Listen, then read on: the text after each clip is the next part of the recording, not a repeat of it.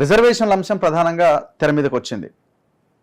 Narendra Modi BJP వాళ్ళ line ముస్లిం రిజర్వేషన్లు రద్దు చేసి ఆ రిజర్వేషన్లు మిగతా ఎస్సీ ఎస్టీ బీసీలకు పంచుతామని వాళ్ళు అనగానే ఇక్కడ కాంగ్రెస్ కూడా కౌంటర్ అటాక్ స్టార్ట్ చేసింది. బీజేపీ ఒకవేళ అధికారంలోకి వస్తే రిజర్వేషన్లు మొత్తం ఎత్తేస్తారు అని. దానికి కంటిన్యూషన్గా ఈ ఒక డీప్ ఫేక్ వీడియో అమిత్ షాకి సంబంధించి గాంధీ భవన్ నుంచి సర్క్యులేట్ అయింది అని ఢిల్లీ పోలీసులు వచ్చి రేవంత్ రెడ్డికి మిగతా ఎవరైతే ఇన్వాల్వ్ అయినారో వాళ్ళకి నోటీసులు ఇవ్వడం జరిగింది. ఈ టోటల్ ఎపిసోడ్ని మీరు ఎట్లా విశ్లేషిస్తారు? అంటే ఇందులో రెండు అంశాలు ఉన్నవి. ఒకటేమో డీప్ ఫేక్, ఇంకొకటేమో యాక్చువల్గా బీజేపీ భావజాలము, బీజేపీ రిజర్వేషన్స్ తీసేస్తుందా అనే కోణము. సరే, ఎవరు డీప్ ఫేక్ చేసినా తప్పే. కానీ డీప్ ఫేక్ మొదలుపెట్టింది ఎవరు అనేది మనం ఆలోచన చేయాలి. అసలు ఈ సంస్కృతి మొదలుపెట్టింది ఎవరు అంటే బీజేపీ అని చెప్పుకోవాలి, ఆర్ఎస్ఎస్ బీజేపీ అని చెప్పుకోవాలి. ఈ దేశంలో, ప్రపంచంలోనే, దేశంలో కాదు ప్రపంచంలోనే ఇంత fake and deep fake messages WhatsApp university ద్వారా కొన్ని లక్షల గ్రూపుల్ని ఫామ్ చేసి కొన్ని లక్షల మంది సోషల్ మీడియా కోఆర్డినేటర్స్ని పెయిడ్గా పెట్టుకొని జీతాలు ఇచ్చి పెట్టుకొని చేస్తున్నది బీజేపీ. సో అసలు ఈ అబద్ధాలని సృష్టించడంలో, అంటే పాతకాలంలో హిట్లర్ మినిస్టర్ ఉండేవాడు గోబెల్ అని. సో ప్రపంచ చరిత్రలో, మానవ చరిత్రలో గోబెల్ ఆడిన అబద్ధాలు ఇంతవరకు ఎవరు వాడలేదు. ఆ అబద్ధాలని ఇప్పుడు బీజేపీ అధిగమిస్తుంది. సో ఇది అబద్ధాడడం తప్పు. ఫేక్ ఎవరు ఫేక్ వీడియోస్ చేస్తే తప్పే, అది డెఫినెట్గా. అయితే ఇక్కడ రిజర్వేషన్స్ నిజంగా కూడా బీజేపీ తీసేస్తుందా అనే చర్చ మనకి ప్రధానంగా వస్తుంది.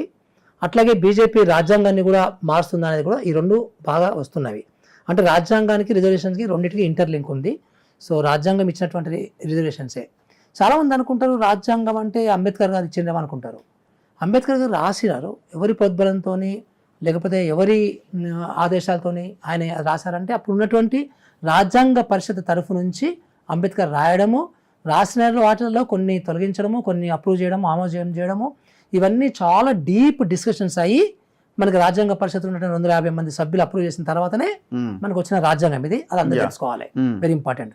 అందులో రిజర్వేషన్స్ అనేది అప్పుడున్నటువంటి రాజ్యాంగ పరిషత్ సభ్యులు అందరూ ఆమోదం చేశారు. ఎందుకు ఆమోదం చేశారంటే ఈ దేశానికి ఒక హిస్టరీ ఉంది, ఒక చరిత్ర ఉంది. ఆ చరిత్రలో కొన్ని జాతుల వాళ్ళు భయంకరంగా ఎక్స్‌ప్లాయిట్ చేయబడ్డారు.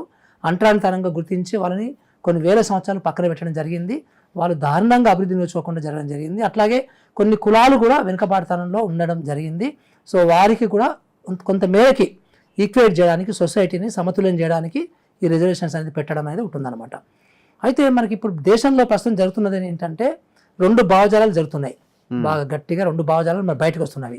ఒక భావజాలం ఏంటంటే ప్రజలు అందరూ సమానంగా ఉండాల్సిన అవసరం లేదు, సమానంగా ఉండరు కూడా, ఉండకూడదు కూడా, 5 ఏళ్ళు సమానంగా ఉన్నాయా అని చెప్పుకుంటూ తిరిగేవాళ్ళు. అది బేసికల్లీ బీజేపీ భావజాలం. సో ఇంకొక భావజాలము బీజేపీ కాని వాళ్ళందరూ కూడా రాజ్యాంగ స్ఫూర్తితోని, రాజ్యాంగములో ఏం చెప్పారు ఫస్ట్ పేజీలో అందరూ సమానమైనటువంటి అవకాశాలు ఇవ్వాలి, అందరికీ ఇవ్వాలి, సమానత్వం గురించి మాట్లాడారు. సో అందరికీ సమన్యాయం గురించి మాట్లాడారు, అందరికీ సమస్వేచ్ఛ గురించి మాట్లాడారు, సౌభ్రాతృత్వం గురించి మాట్లాడారు, అందరూ కూడా బ్రదర్హుడ్ ఉండాలని మాట్లాడారు. సో ఇప్పుడు రాజ్యాంగ విలువలు, రాజ్యాంగ స్ఫూర్తి ఒకవైపు ఉంటే బీజేపీ భావజాలం ఏంటంటే అందరూ సమానంగా ఉండాల్సిన అవసరం లేదు. సో టాప్ క్లాస్ ఒకటి ఉంటుంది, వాళ్ళే మొత్తం పరిపాలిస్తారు, వాళ్ళే మొత్తం వ్యాపారాలు చేస్తారు, కింద వాళ్ళందరూ కూడా 90% మంది వాళ్ళకి 10%కి సబ్సర్వెంట్గా ఉండాలి అనే ఒక మనువాద భావజాలం అనేది బీజేపీ ప్రోత్సహిస్తుంది. అందుకనే దళితులు కానీ, మైనార్టీలు కానీ, గిరిజనులు కానీ, బీసీ కులాలు కానీ భయపడుతున్నారు. ఎందుకు భయపడుతున్నారు అంటే నిజంగా కూడా బీజేపీ రిజర్వేషన్స్ తీసేస్తుందని భయపడుతున్నారు, అందరూ కూడా ఉంది. అది ఎందుకుందంటే దీనికి ఇంకో కారణం కూడా ఉంది. సో ఈ మధ్య కాలంలో కర్ణాటకలో మనకి అనంత లాగా ఆయన పేరు, ఆ ఎంపీ గారు సో చెప్పేశాడని మేము రాజ్యాంగాన్ని మార్చేస్తామని. సో మాకు అధికారం వస్తే రాజ్యాంగం మార్చేస్తాము, మా 400 సీట్లు వస్తున్నాయి, మా రాజ్యాంగాన్ని మారుస్తున్నామని. అట్లాగే నార్త్ ఇండియా నుంచి కోకొల్లలుగా మనకి చాలా వీడియోలు వచ్చినవి, జాగ్రత్త మీరు గమనిస్తే. సో కాషాయ జెండాలు పట్టుకొని ఆ మూకలందరూ కూడా రిజర్వేషన్లు down down, SC ST down down, BC down down అనే పుంఖాలుగా మనం వీడియోలు చూసాం మనం. అంటే ఇవన్నీ కూడా ఇప్పుడు ఎస్సీ ఎస్టీ బీసీలకి భయం కొలుతుంది. సో నిజంగా కూడా బీజేపీ రిజర్వేషన్ తీసేస్తుంది అనేది. ఇంకొక విషయం మనం గమనించాల్సింది ఏంటంటే బీజేపీ మొత్తం ప్రైవేటైజేషన్ వైపు భయంకరంగా తీసుకెళ్తుంది. ప్రైవేటు స్కూళ్ళని, ప్రైవేటు కాలేజీలని, ప్రైవేటు యూనివర్సిటీలని. ఇప్పుడు న్యూ ఎడ్యుకేషన్ పాలసీలో కొత్త యూనివర్సిటీలను ప్రైవేట్ యూనివర్సిటీని ప్రోత్సహించాలి అని చెప్పేసి దాంట్లో రూల్ పెట్టారు. సో ప్రైవేట్ యూనివర్సిటీస్ అర్థం ఏంటంటే ఇంకా రిజర్వేషన్స్ ఉండవు. అట్లాగే మీరు ఇంకొక బీజేపీ చేసేది ఇంకోటి చూడండి, ప్రభుత్వ రంగ సంస్థలు వీళ్ళు వచ్చిన 10 సంవత్సరాలు కానీ అంతకుముందు పరిపాలించినప్పుడు కానీ ఒక్క ప్రభుత్వ రంగ సంస్థను నెలకొల్పలే వీళ్ళు. కానీ ఉన్న ప్రభుత్వ రంగ సంస్థలు అమ్మేస్తున్నారు. ప్రభుత్వ రంగ సంస్థలు ఉండకూడదు అంటే దాని అర్థం ఏంటంటే రిజర్వేషన్స్ ఉండకూడదు. అట్లాగే మీకు మొన్నటి వరకు కూడా ఇప్పుడు ఈ టాప్ హైయర్ ఎడ్యుకేషన్లో ఉన్నటువంటి ఐఐటీలు ఐఐఎంలలో ఫ్యాకల్టీలో రిజర్వేషన్స్ ఉండవు మీకు. అంటే దీని అర్థం ఏంటంటే వీళ్ళు ఎస్సీ ఎస్టీ బీసీ వీళ్ళంతా కూడా ఇట్లాగే ఉండాలి, కింద లెవెల్ అయినా ఉండాలి. సో చాలా చోట్ల మీకు అన్అఫీషియల్ కన్వర్జేషన్స్లో కూడా మీకు దీంట్లో వస్తుంటాయి. వీళ్ళు ఏంద్రబాయ్ వీళ్ళంతా ఎక్కడ ఉండేటోళ్ళు ఇక్కడికి వచ్చిండ్రు పైకి, ఏం మాట్లాడుతున్నారు వీళ్ళు అనే మాటలు మనకి వినబడుతూ ఉంటాయి. అట్లాగే ఇప్పుడు బీసీ కులగాల గురించి మనం మాట్లాడుకోవాలి దీనికి సంబంధించి. అది కూడా లింక్ అయి ఉంది అనమాట దీనికి అంతా, ఇవన్నీ ఒకదానికోదానికి లింక్ అయి ఉన్నవి. ఈ రోజు సత్యమూర్తి అనే నేషనల్ జనరల్ సెక్రటరీ బీజేపీ మనకు ఆంధ్రజ్యోతిలో వ్యాసం చూస్తే, ఈరోజు వ్యాసం చూస్తే ఆయన విమర్శిస్తున్నాడు. వీళ్ళు కులగానం చేసి ఏం చేస్తారట వీళ్ళు అని రాహుల్ గాంధీ కులగానం గురించి మాట్లాడితే కులగానం గురించి విమర్శిస్తున్నాడు. అంటే కులగానం చేయడానికి ప్రాబ్లం ఏంటి? మీరే అంటున్నారు బీసీ ముఖ్యమంత్రి, బీసీ ప్రధానమంత్రి అని, లేదా మీకు బీసీ ముఖ్యమంత్రి ఇస్తాను అంటున్నారు. సో మరి అన్ని మీరు మాట్లాడుతున్నప్పుడు బీసీలకు బెనిఫిట్ అయ్యే కులగణన ఎందుకు చేయరు? కులగణన చేస్తే ప్రాబ్లం ఏంటి? ఎందుకంటే ఎవరెవరు ఎన్ని లక్షల కుటుంబాలు, ఎన్ని కోట్ల కుటుంబాలు ఏ వృత్తులలో ఉన్నారు అనేది తెలుస్తుంది కదా. ఏ ప్రొఫెషన్లో ఉన్న వాళ్ళు, ఏ కులం వాళ్ళు పేదరికం లెక్క ఉన్నారు అనేది తెలుస్తుంది కదా. ఎవరికి ఏం చేస్తే బాగుంటుందని ప్లానింగ్కి ఉపయోగపడుతుంది కదా. కానీ చేయరు వీళ్ళు. ఎందుకు చేయాలంటే మొత్తం బయటపడుతుంది. ఏం బయటపడుతుంది? అగ్రకులాల వాళ్ళు ఇప్పుడు ఎవరైతే ఈ వాళ్ళ యొక్క బండారం బయటపడుతుంది, వాళ్ళ జనాభా ఎంత, వాళ్ళ దగ్గర ఉన్న ఆస్తులు ఎంత, ఇవన్నీ బయటపడతాయనే ఉద్దేశంతో వాళ్ళు చేయరు. అంతేందుకంటే మీకు సుప్రీంకోర్టు జడ్జిలు, హైకోర్టు జడ్జిలు, సెంట్రల్ యూనివర్సిటీ వైస్ ఛాన్సలర్లు, సో అట్లాగే చాలా పబ్లిక్ సెక్టార్స్కి చీఫ్లు, వీళ్ళందరినీ ఎందుకు ఓసీలు పెడతారు బీజేపీ గవర్నమెంట్? ఎందుకు బీసీలు పెట్టారు? మరి బీసీలు 55% జనాభా ఉంటే కనీసం మరి ఎందుకు 50% అన్నా మరి బీసీలకు ఎందుకు ఇవ్వవు నువ్వు? జడ్జిలు ఉన్నారా? ఎక్కడ చూపించా నాకు? సో యూనియన్ పబ్లిక్ సర్వీస్ కమిషన్లో ఉంటారా? ఎక్కడ మీరు చూడండి. ఇప్పుడు నా పాయింట్ ఏంటంటే ఆ లెక్కన ఏ పార్టీని మనం ఈ పార్టీ కరెక్ట్, ఈ పార్టీ పర్ఫెక్ట్ అని ఎక్కడ చెప్పగలుగుతాం? ఇదంతా నేను అంటున్న పొలిటికల్ గేమ్లో భాగంగా ఎలక్షన్స్ ఉన్నాయి కాబట్టి రిజర్వేషన్ల గురించి 2 పార్టీలు మాట్లాడుతున్నాయని నాకు అనిపిస్తున్నది. అదర్వైజ్ ఎవరికి అర్హత ఉన్నది? వీళ్ళు కూడా, కాంగ్రెస్ కూడా అదే సిచ్యువేషన్లో ఉంది కదా. వాళ్ళు కులగణన అంటారు, తీర్మానాలు చేస్తారు, టికెట్లు ఇవ్వరు. వీళ్ళ లైన్ వీళ్ళది ఉన్నది కదా. ఎవరు కరెక్ట్ గా ఉన్నారు అంటే కరెక్ట్. దీన్ని మీరు చాలా జాగ్రత్తగా బిట్వీన్ ది లైన్స్ చూడాలి. ఇప్పుడు మీకు ప్రభుత్వ రంగ సంస్థలను అమ్మింది ఎవరు? ఓకే. సో ప్రైవేట్ యూనివర్సిటీని ప్రోత్సహించింది ఎవరు? అంటే కొన్ని మనకు కనబడుతుంటాయి. ఇప్పుడు ఇంత సింపుల్ అబ్బా, ఒకటే లాజిక్ నేను చాలాసార్లు చెప్తుంటాను. ఏంటంటే నీకు రాజకీయాలలో ఎవ్వరు మంచి లేడు ఇప్పుడు. ఎస్, అంతే. జేబు దొంగలు ఉన్నారు, గజ దొంగలు ఉన్నారు, బందిపోట్లు ఉన్నారు. సో నువ్వు ఈ మూడిట్లో ఏమన్నా ఎన్నుకోవాల్సిందే తప్ప నీకు ఛాయిస్ లేదు. చిన్న దొంగ, పెద్ద దొంగ, అంతే. ఇంకో బందిపోటు అంటే వాడు డబ్బు చేస్తాడు, ప్రాణాలు చేస్తాడు, అంతే. జేబు దొంగ ప్రాణం చేయడు. సో ఇట్లా కొంచెం తేడాలు ఉన్నాయి నీకు. సో ఈ తేడాలను బట్టి మనం మాట్లాడాలి. ఉన్న దొంగలో మంచి దొంగని ఎంచుకోవాలి, చిన్న దొంగని ఎన్నుకోవాలి, ప్రాణం తీయని దొంగని ఎన్నుకోవాలి. ఈరోజు ప్రాణాలు డేంజర్లో పెట్టే పార్టీ ఏది?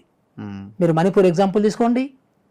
సో అంటే ఇప్పుడు ఒకటి సింపుల్ లాజిక్ అబ్బా, అంటే మనం పచ్చిగా మాట్లాడుకుంటే ఈ దేశంలో 22 కోట్ల మంది ముస్లిమ్స్ ఉన్నారబ్బా. మీరు 22 కోట్ల మందిని ఎలిమినేట్ చేస్తారా? మీరు 22 కోట్ల మందిని మీరు మీ రిలీజన్కి కన్వర్ట్ చేసుకోగలుగుతారా? వీలయ్యేదనేది వీలవుద్దా? వీళ్ళు కానప్పుడు నువ్వేం చేయాలి?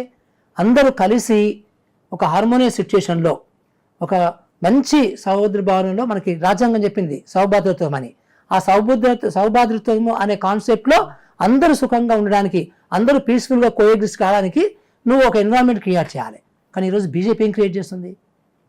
రేపు ఒక భయంకరమైనటువంటి పరిస్థితి వస్తే హిట్లర్ కూడా ఇప్పుడు హిట్లర్ సిచ్యుయేషను, మన మోడీ సిచ్యుయేషన్ 2 ఒకలాగానే ఉన్నాయి తెలుసా మీకు? హిట్లర్ ఇట్లాగే మన జాతి అని చెప్పి మొత్తము బొల్తా కొట్టించాడు జర్మన్స్ అందరినీ కూడా. కొన్ని లక్షల మందిని నీకు యూదులని చంపేసిండు, వేరే మతం అని, వేరే జాతి అని చెప్పేసి. దాంతో కొన్ని లక్షల మంది, maybe more than 1 crore people Germans were died, వాళ్ళ జాతి వాళ్ళే. రేపు మనకు అలాంటి పరిస్థితి వస్తుంది అనేది దాన్ని కంపేర్ చేస్తే రిజర్వేషన్లు ఎత్తేయడం అన్నది అంత ఈజీనా? ఎవరు అధికారంలోకి వచ్చినా జనాలు ఊరుకుంటారా? ప్రజలు ఊరుకుంటారా? వాళ్ళు ఎట్లా చేయగలుగుతారు? సింపుల్ అబ్బా, ఎట్లా సాధ్యం? చెప్తాను చూడండి. ఇప్పుడు మీకు మెడికల్ కాలేజీలు ఉన్నవి, రైట్? సో ఉదాహరణకి 80లలో 70లలో 90ల వరకు కూడా మెడికల్ కాలేజ్ సీట్లు ఉన్నవి. ఉమ్, ఉదాహరణకి మెడికల్ కాలేజ్ ఒక 1000 సీట్లు ఉంటే ఆ 1000 సీట్లకి క్లియర్ కట్గా రిజర్వేషన్స్ అప్లై అయ్యేవి. ఇప్పుడు ఈ రోజు నువ్వు ప్రైవేట్ యూనివర్సిటీని, ప్రైవేట్ మెడికల్ కాలేజ్ని ప్రోత్సహించినావు అనుకో ఉమ్, ఫర్ ఎగ్జాంపుల్.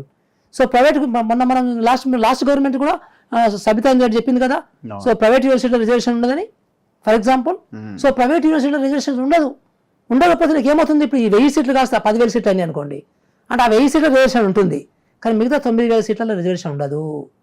అంటే ప్రైవేటైజేషన్ చేసే ఎడ్యుకేషన్ ఇన్స్టిట్యూషన్ చేసినప్పుడు ఎవరు చేస్తున్నారు? అవన్నీ కూడా ఉమ్, బీజేపీ చేస్తుంది. అట్లే పబ్లిక్ సెక్టార్స్ ఉన్నవి. సో ఉదాహరణకి నీకు సంవత్సరానికి 1,00,000 ఉద్యోగాలు వస్తాయి ఓకే, పబ్లిక్ సెక్టార్స్లో. 1,00,000 ఉద్యోగాలు నీకు గ్యారంటీగా 50% అంటే 50,000 ఉద్యోగాలు బీసీలకి, ఎస్సీలకి, ఎస్సీలకి వస్తాయి. రేపు నీకు పబ్లిక్ సెక్టర్స్ మూసేస్తుంటే, మొత్తం ప్రైవేటేషన్ అయిపోతుంటే నీకు ఈ పోయినా పోలేదు రిజర్వేషన్స్. అట్లా నీకు రాజ్యాంగంలో రిజర్వేషన్స్ తీయడం అనేది కాదు మెయిన్గా.